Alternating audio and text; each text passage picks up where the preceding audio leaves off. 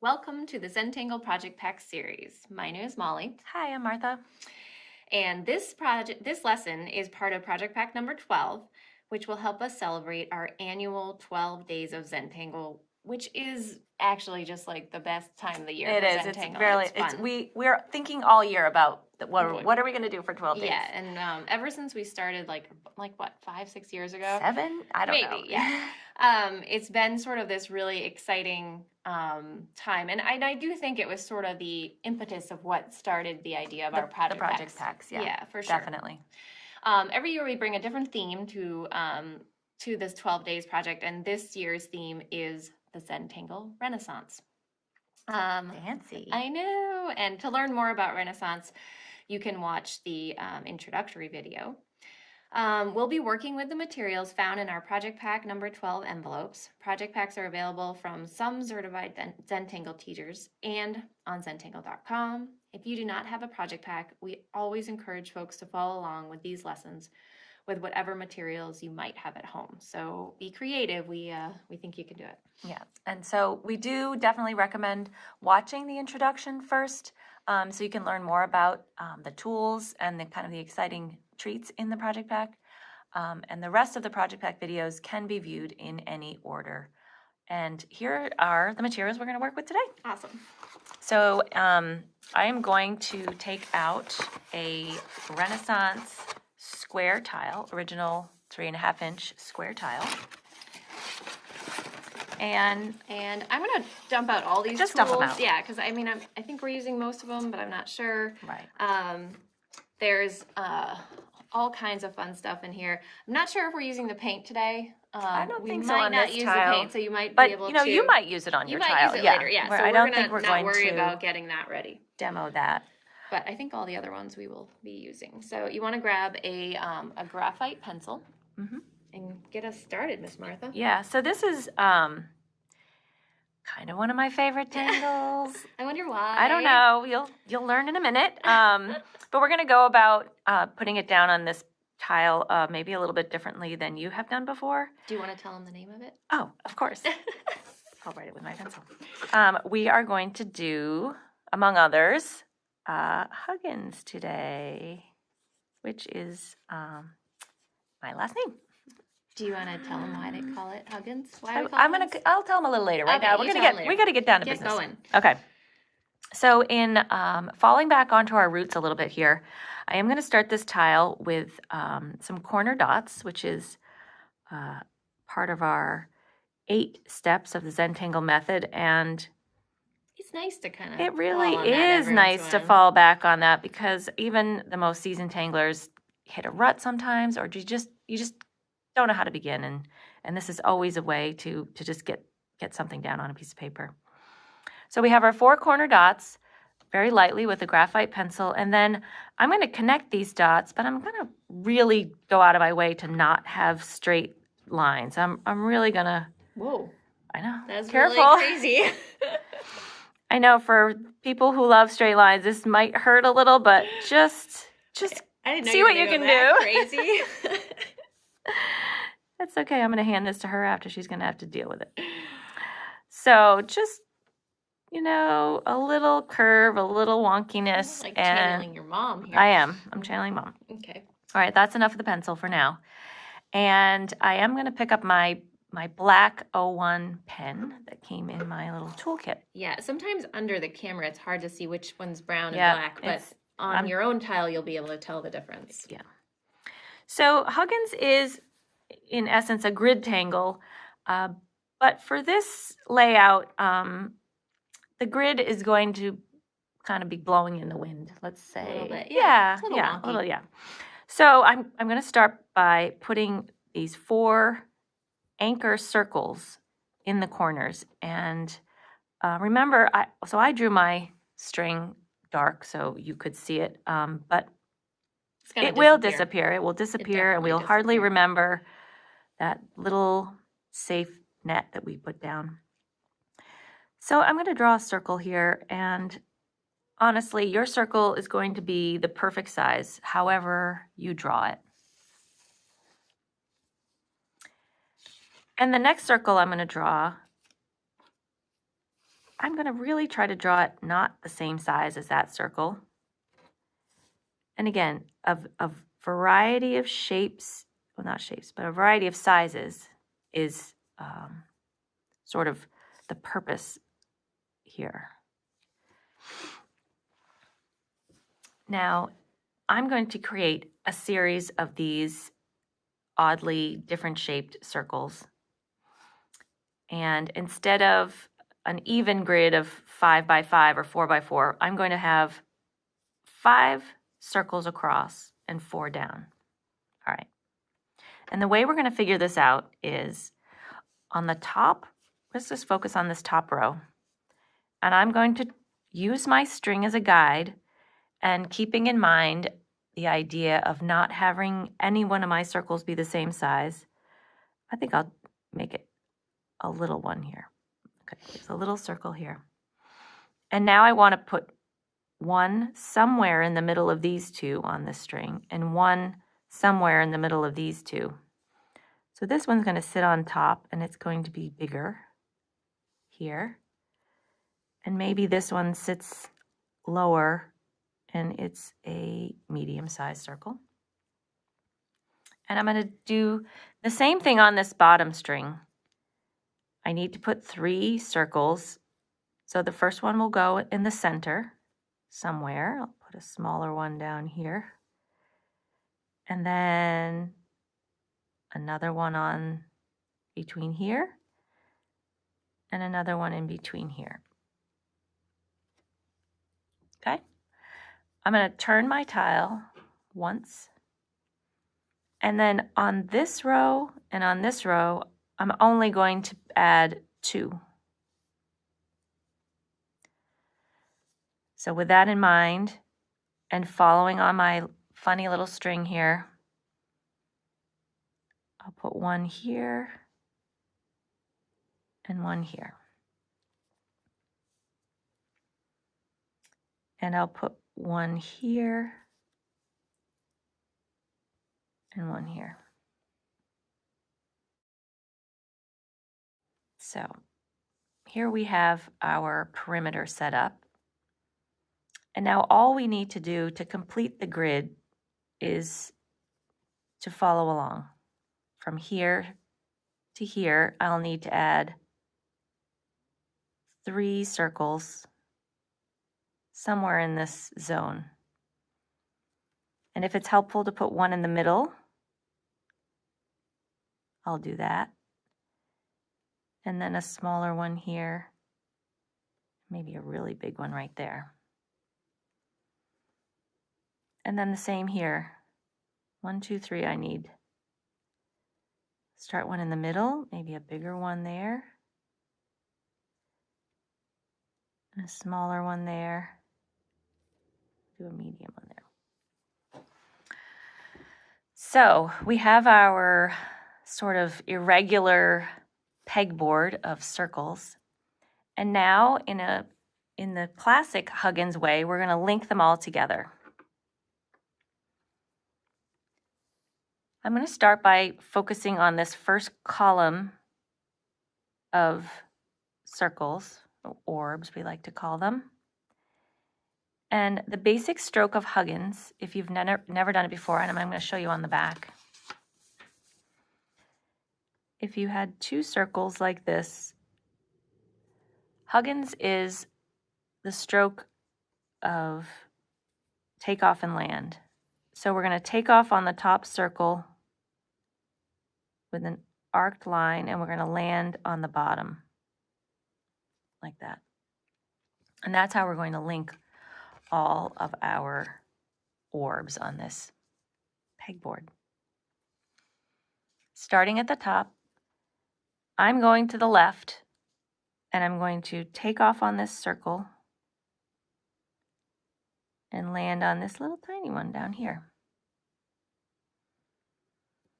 And now I'm going to do the opposite of that, which ironically is almost as if it was on that pencil string. So instead of going to the left and hooking around, I'm going to go to the right. So I'm going to take off on the top and loop around and land on the bottom. then I'm going to go on this side again, just like we did up here. Take off on the top and land on the bottom. For this column of orbs, I'm going to do the exact opposite of what I just did. So instead of starting to the left, I'm going to start to the right. Take off on the top of my orb here and land on the bottom one. Now I'll take off to the left and land on the bottom. Take off to the right and land on the bottom. Don't forget to breathe. Take a breath. Loosen your fingers. You got this. All right, on to the next column. I'm going to do the opposite of what I just did. So I had just started off to the right here. So that means I'm going to start towards the left. So I'm going to take off on that circle and land down on this one. Now I'm going to take off to the right and land there.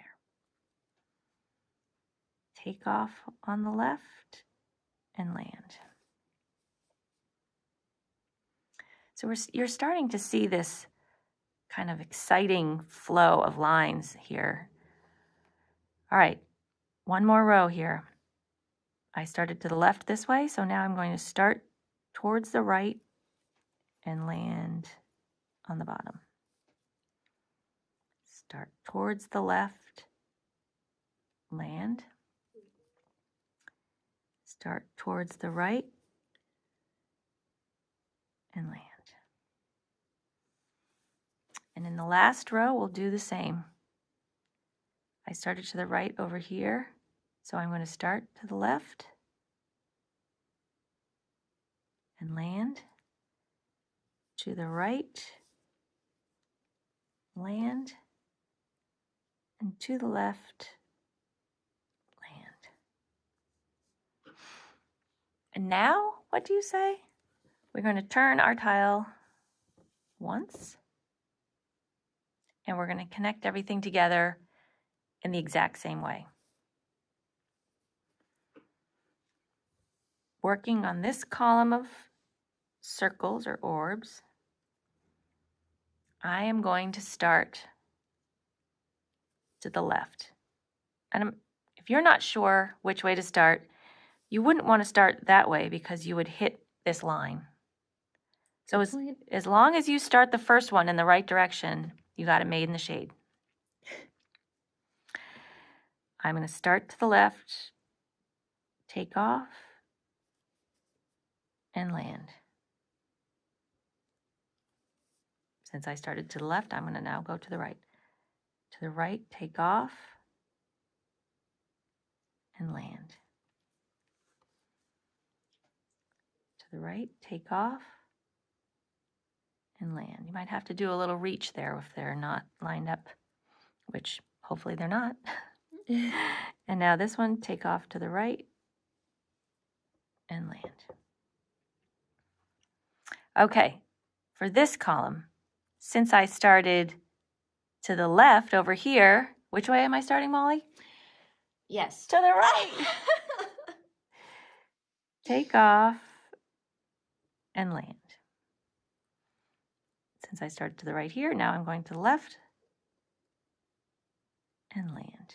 And you're right, you can kind of check yourself. So a lot of times I'll draw my line sort of in the air, and you can be like, oh no, that's going to be on the wrong side.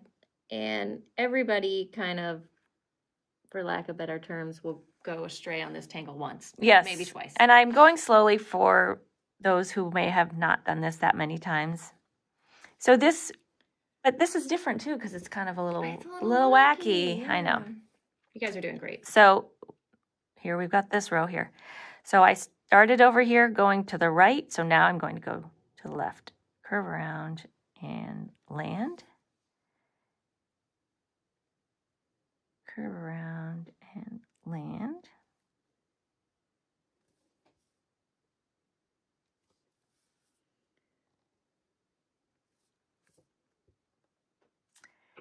then here's the last one. Since I started going this direction, I'm going to start over to the right and land.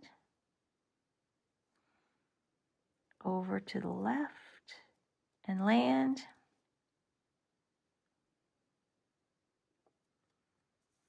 And last one.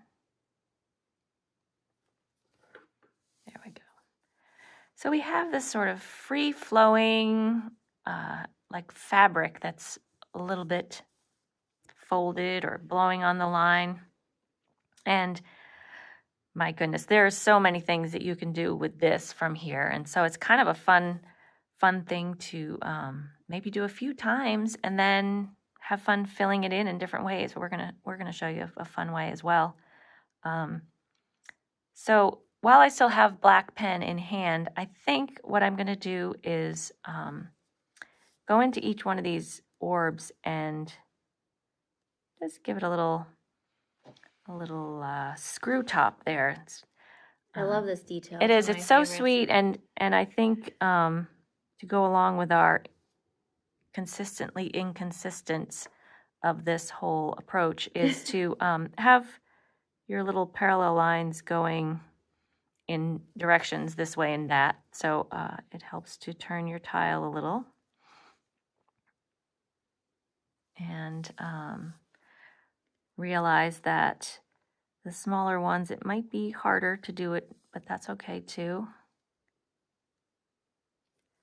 It's a good exercise in a light touch on this paper. This paper especially can be a little more absorbent with the ink and reactive to outside influences like a humid summer day, which today I'm missing very much because it is cold out. It's beautiful out. It's beautiful. It's cold. It's really cold. Beautiful out. Very cold.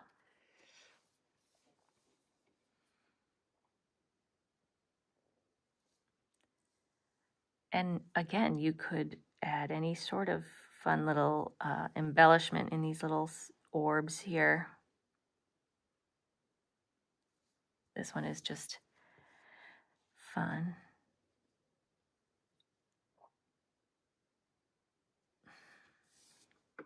So I think that's it for our black pen for a while.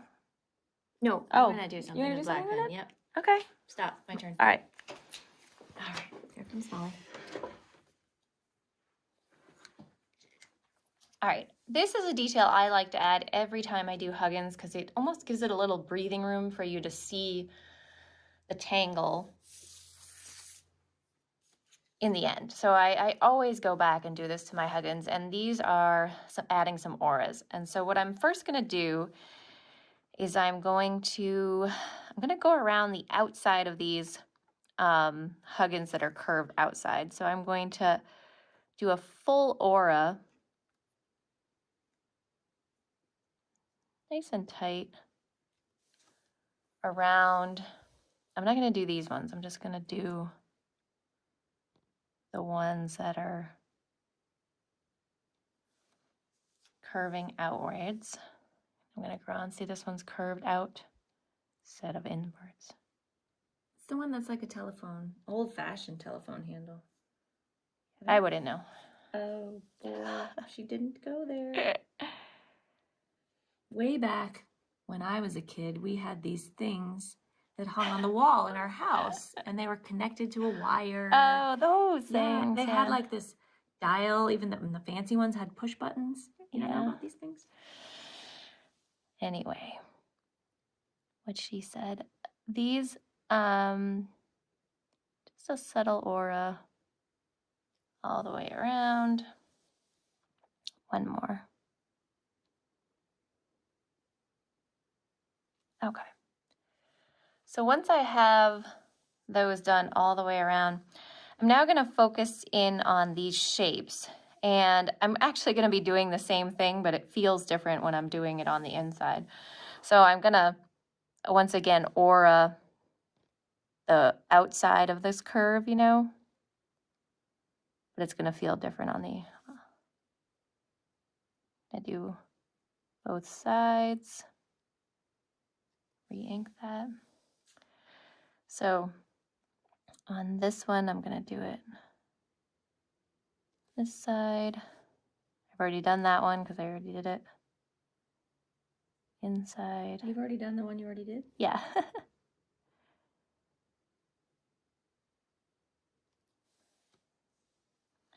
So basically what I'm doing is I'm adding the aura on, you don't want to add it on the inside here. I want to add it on the outside of that curved line.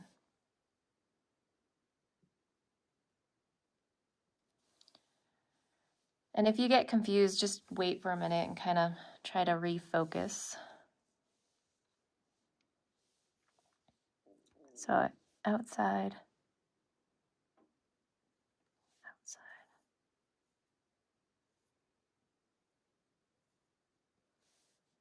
side.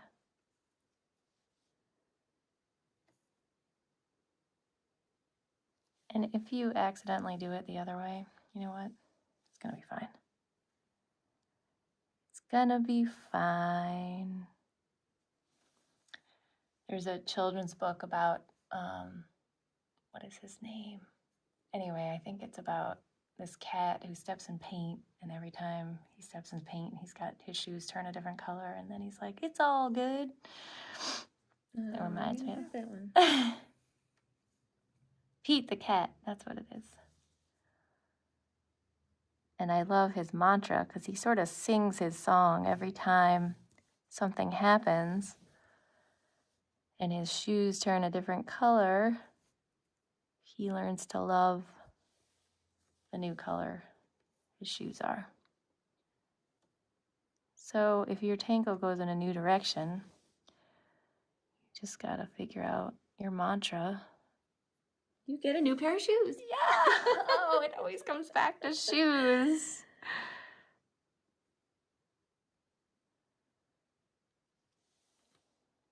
There we go. Did I get all of them?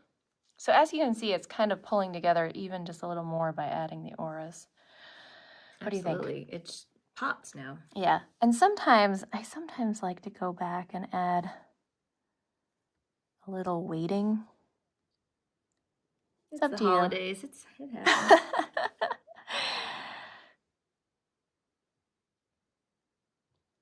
But I often will do this.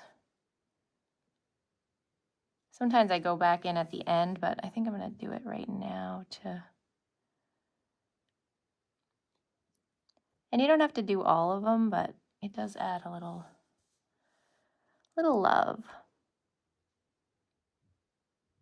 All right, that's pretty good. All right, so once I get all that weighting in, I am going to retire my black pen for a bit, and I'm going to move on to starting to fill these spaces. What do you think, Martha? Oh, I love that little rounding in there. It's just... Yeah, it starts to pull it together, right? Yeah. So I'm going to pick up my brown pen now. It's brown. It's not sepia. Right. It's brown. It has a sepia look, but it's... Right, yes. If you are working outside the project pack and you're looking for a pen, it's the one that has the cap has a much lighter brown color, almost more copperish, actually. There is a color they call sepia, and it's very, very dark, almost black. All right, so because there is this like weaving thing going on, I am going to play with these weaving huggins going in one direction. So I'm going to be doing these ones, and these ones. They're all kind of going that way. And then Martha will play with the other ones. I am going to be working with a tangle called Mooka. How do we spell that, Martha? M-O-O-K-A. Okay. Just double checking. And I'm going to actually do a little Mooka on the back here, and I encourage you to play around with that. Mooka is one of those tangles where I feel like it takes on the personality of the person that draws it, more so than even other tangles, because it has a lot of nuance to it and personality. And it sort of changes and morphs depending on where you're using it. And in this specific situation, we're going to be working with kind of little tiny mukas because we have a tiny space. And they're going to be kind of floating around and connecting to one another, sort of in these fun little ways.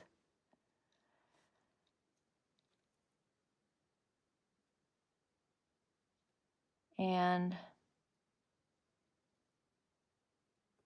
so here's a couple mukas. They're just these beautiful thin vines that come into these sort of bulbous shapes. So maybe you try a couple of them.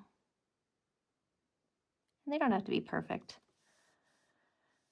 Playing around with how they can circle around and then come back down. Something like that. And they can have a little character, a little love. But basically, it's like focusing in on sort of the stem, the little stem, and this big sort of beautiful bulb that comes off the end. So play around with it a little bit, enjoy, and then let's see what we can do inside here. So I'm going to start off here, and my mukas are going to kind of grow underneath and keeping on this little. So I'm going to start with one that comes all the way up and comes down, and maybe another one.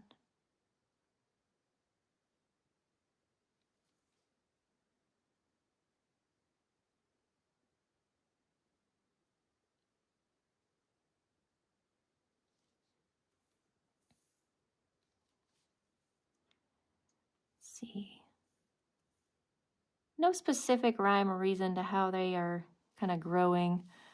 Just kind of trying to fit them in here and there. And then next one I'm going to go from here, and I'm going to go behind this. So just watch for a minute here. I'm going to go nice stem, and it's going to go just kind of fun. Do another one over here. This one's going to be, just wait with me. This one's going to cheat and kind of poke through. That's just being a little funny, yeah. But I don't think all of them need to do that. We'll just do a few like that. Maybe another stem. And then I know there's not another one there, but I think I'm going to be a little playful and have one kind of come out right there. What do you think? Maybe one more.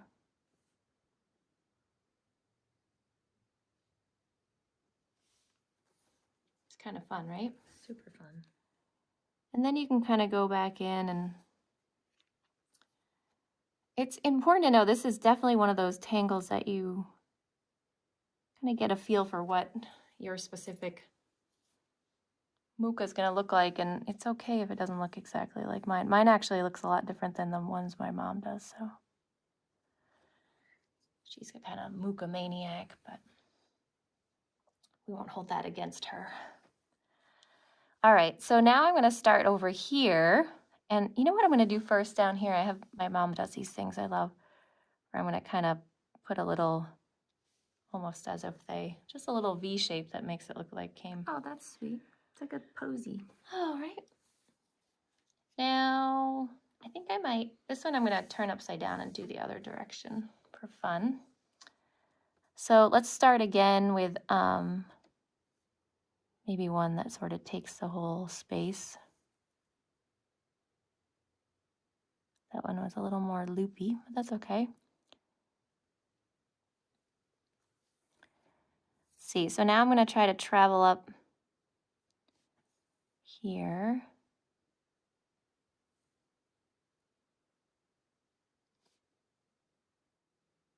So once you kind of get the hang of like the spaces we're working in, you can kind of be a little more playful with maybe a couple of them getting, breaking free, which is kind of fun. It's more effective if you have all of these other ones really confined, and then a few of them that kind of just get loose, which is fun. Using that hollabaugh technique of having them come up behind Right? that piece of huggins. That Yeah, hug. The hug. Who's behind the hug? Just a little hug. All right, so then we just have one more that we're gonna play with here. And oh, you know what? I'm gonna add that little bit on the bottom that we did on the other side. That was kind of fun. So it was just a little Right off the tile. Right? Just a little. Very cool. And then I'm gonna do this other one coming from this direction. You can do exactly what we've been doing, the same thing. So you turned your tile 180 degrees and Yeah. you're going up in the other direction again. And we might have mentioned this whole sort of trusting the process thing. So important because it's still, as you can see, our tile still looks pretty raw. And once we start to add, more layers and shading, that's going to change. But you have to get to that part somehow. You could use really any organic tangle in this, besides mocha, really, just something that would grow and be able to change in size. And poke leaf would be great poke leaf, here. or even vertigo, which is sort of a vining, leafy thing Right. as well. Poke leaf. So practicing the sort of movement of muka is sort of this funny thing where you go up and you're almost drawing a full circle, and then you come back to that vine and then just aura it back through. And maybe you can explore ones that was a funny one. That's okay though.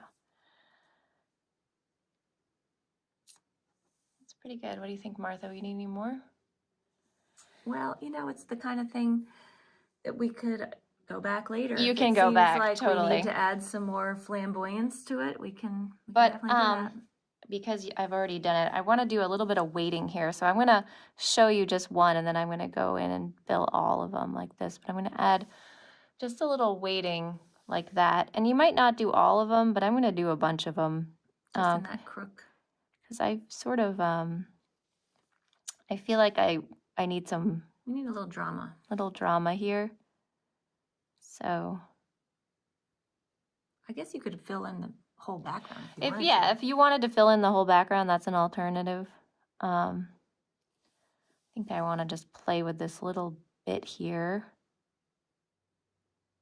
I love that process because it's almost like going back and saying, this line was so awesome, I'm going to do it again. And make it so that everybody notices it. Now I'm going to think about this totally differently. Right? I think it's just... All right, I think I got them all. Oh, I'm actually starting to get, there's stuff happening. Yeah, no, there's stuff happening. It's definitely getting exciting. It's getting there. Okay, you're up, Miss Martha. We have a lot of curvy lines going on here on this tile. And so I thought I'd add something that was a little more straight as a contrast. We like to put contrast in all of our compositions. So I'm going to add a tangle called duda, kind of newer tangle. It really. is, yeah, and it's actually so simple but so effective, like so cool. I love it. It's a great border. I believe it's D-A-H. Yeah. Duda. Maybe there's that there. Yeah. Duda. Like zippity doodah. Like zippity doodah. Yeah, it's actually so hilarious. I love it. Okay, so I'm going to start out with these in my little hug shape here. And I'm going to begin filling here by just kind of defining the center with 2 parallel lines. So I'm going to put them as close as I can, like that. This kind of defines our space to work in. And I'm going to do that with all of these shapes. And I'm working where my hand is comfortable. I like to pull down. I have the most control. But maybe you draw your lines in a different perspective, whatever works for you. Of course, Molly went in my space here, so I've got to skip over that. That's what's so fun about doing the muka first, though. We're gonna get this neat sort of layering and playfulness. Oh yeah, absolutely. The basic duda is simply lines that never touch. So basically what I'm going to do is to create a series of parallel lines that never reach the end and never touch each other. And they start, so we'll start with one line, and you go about 2/3 to 3/4 of the distance to the next line, and then from this side, I've got 2/3 to 3/4 of the distance to that way. That's not very eloquent, but I'm not really sure how else to say it. So you go almost to the end and almost to the end from both sides. And you'd want to try to maintain a relatively equal aura spacing in between your parallel lines. And it's a bit of a, believe it or not, as insignificant as it might be. No, I didn't mean it that way. This one. It does take some focus so that you don't go all the way to the edge. And if you do, I bet you nobody would ever notice. And then I'm going to just do the same thing on the other side of the You're just gonna bar. duda. It's going to go duda.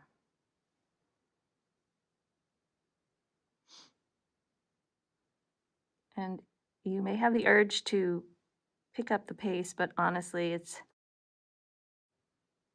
something to slow down, focus on a perfect stroke,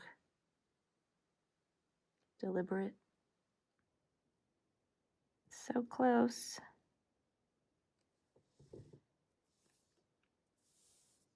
There, that's pretty zippity. Don't you think? I like it. All right, let's add some fun to this. Yeah, let's get All going right. with some shading. Grab Ready? some pencils. Yeah, let's do this. I am going to start, I'm going to be using a combination of this brown pastel chalk pencil, a graphite pencil, and my General's charcoal white. And I have 3 tortillones, 1 for each. Well, that's pretty lucky. I know. And let's do a little marking of our tortillones. You don't have to do this, but I'm going to take one and I'm going to, with my brown pencil, and I'm going to put just a little brown star on it. Just for now. We'll see what happens. The brown often gets all muddied up, but I'm just going to do that for fun. And then I'm just going to leave the other 2, I think, for now, but you can mark them as well if you want. And I'm going to start with using, going back and forth with the brown and the black, or the graphite. And I'm going to start by, say we're just looking at one of my little muka spaces. I'm going to start by putting a graphite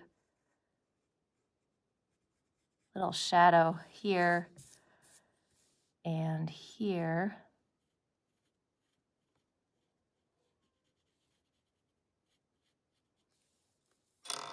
And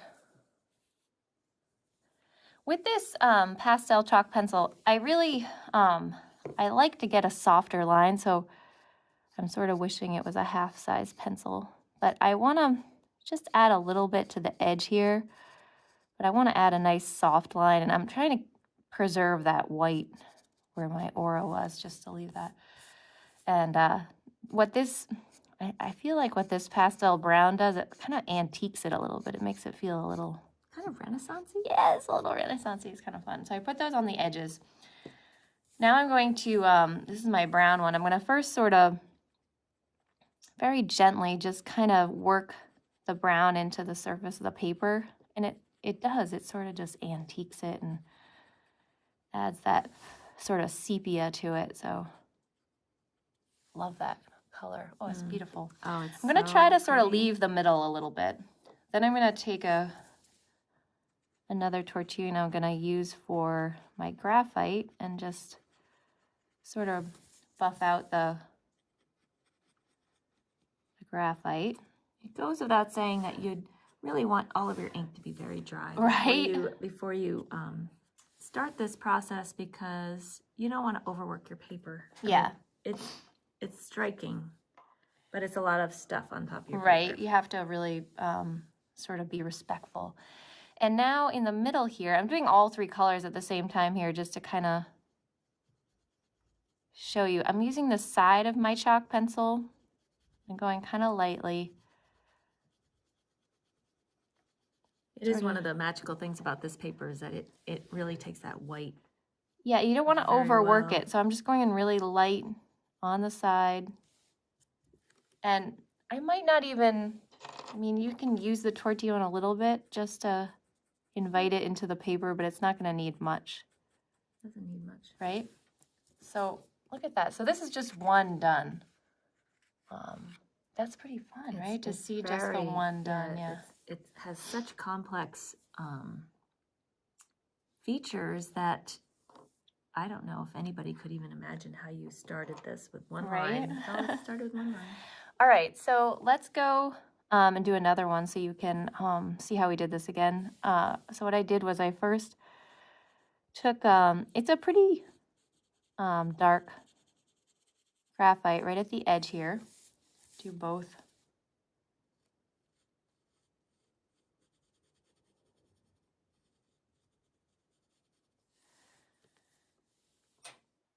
And then again with my brown pencil, I'm going to go very carefully to the edge, trying not to put down too harsh of a line, just putting down a nice soft line. So many different ways you could shade this, so this is just sort of inviting one way. And then again, sort of buffing out that brown.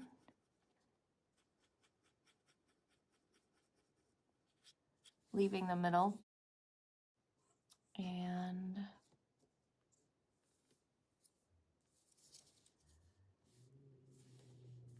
buffing out the graphite. And you might even just like it like that. That does look very pretty too. So you might say, oh, I enjoyed it. I don't want to put the white on there, but I like the white a lot. So, Or you could do white on every other one or something. yeah. And again, it might not need much from the tortillon. So pretty. Love that. All right, so we're going to go ahead and do all of our mucas.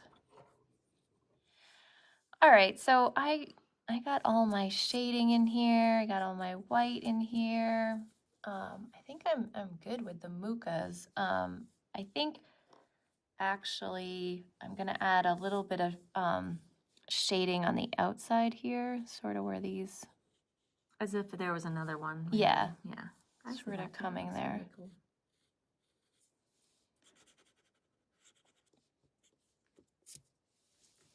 There we go. I think we got them all. All right, so let's do some duda. All right. As this one maybe goes under that one with the side of my graphite pencil. Yeah, nice dark shadow. That's nice. I'll do it on both sides of this one and you can see what it looks like. Again, you have your own stuff going on your tile, and then you might be seeing an opportunity that just can't be denied. And Don't we all have our really, own stuff, Martha? I know, and I really, really welcome you to respond to what you see, and if you have some strong tangling intuition, you should just go for it. I might just add a tiny bit of white down the center, just kind of, just a little highlight. That's cool. Not covering the whole, do I have the right tortillon? Yes. I'm not covering all of the brown, just, and it's not even as much as what Molly had, just a hint of brightness. Right. So I'm going to do that on all of these. Again, shading it's all about confidence, right? Don't be afraid of it. It's pencil and paper, and you can always add more, and you can always try again the next time. There's another tile waiting for you. There's another time. And often with shading is that if you take that tile and look at it sort of arm's length away, you can sort of be like, oh, I totally can add more graphite here or more charcoal here and whatever to really help bring out whatever it is you're trying to do. I'm being so careful not to touch that beautiful band that's left. It does really help the aura that we put in initially, sort of tightens it up. And Now this is truly an example of using a tangle as what we call a reticula. So you could take this this Huggins and fill it with any number of all kinds goodies. of fun Yeah. stuff, right? Yeah. I'm wondering if when we add a little white to some of those mucas that are like astray to like accentuate them. Well, we could. Maybe, Sure. Like maybe some of these. Oh yeah. Just to make Just them a little bit, pop out. right? Yeah. Oh, that's cute.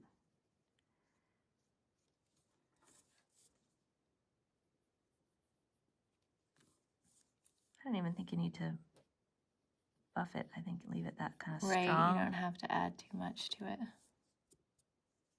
Sometimes just a little dab of the finger.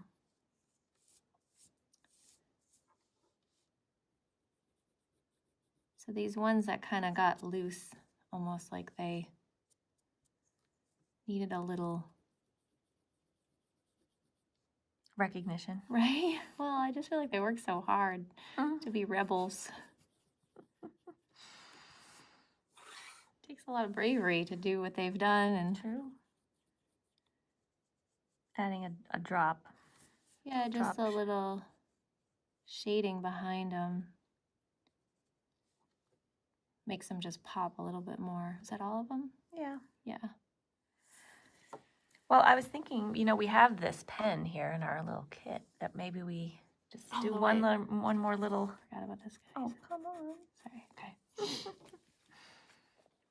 So you have a little white jelly roll, and especially with a brand new pen or a pen that's been sitting, it's kind of good to get it rolling. So I'd like to do some squiggles on the back or on a spare piece of paper, but thought it might be fun to brighten up these little screw balls here in the corners.